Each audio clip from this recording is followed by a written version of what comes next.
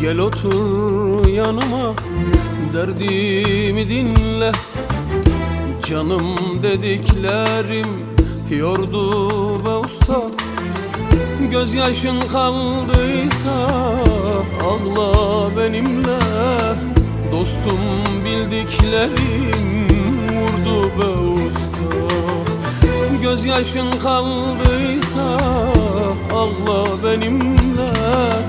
Dostum bildiklerim vurdu be usta. Kimseler halim sormadı, eyvahsız günüm olmadı. Tükendim, bir şey kalmadı, bu nasıl yaşamak usta?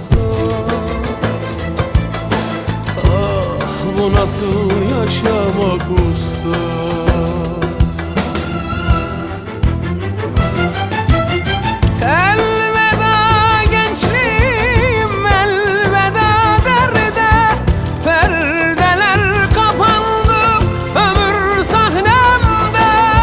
Vakit doldu artık, bana müsaade. Hakkını helal et, helal et usta.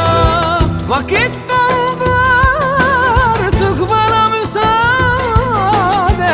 Hakkını helal et, helal et usta.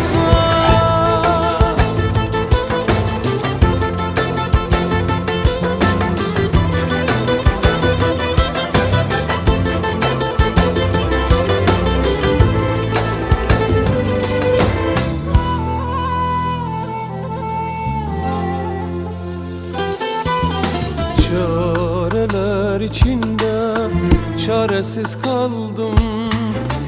Ben bittim, bu çilem bitmedi usta. Cefadan payıma düşeni aldım. Ben bıktım, o benden bıkmadı usta. Cefadan payıma düşeni aldım. Ah ben bıktım, o benden bıkmadı usta. Ah kimseler halim sormadı, eyvahsız günüm olmadı. Tükendim, bir şey kalmadı, bu nasıl yaşamak usta? Ah bu nasıl yaşamak usta?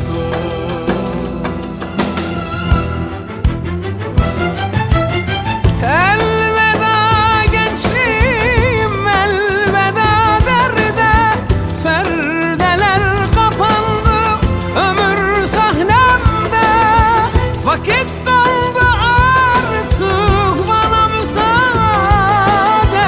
Hakkını helal et, helal et usta. Vakit doldu artık, bana müsaade. Hakkını helal et, helal et usta. Elveda gençliğim, elveda derde. Perdeler kapandı ömür sahnemde. Vakit doldu artık, bana müsaade. Hakkını helal et, helal et be usta. Helal et be usta, helal et.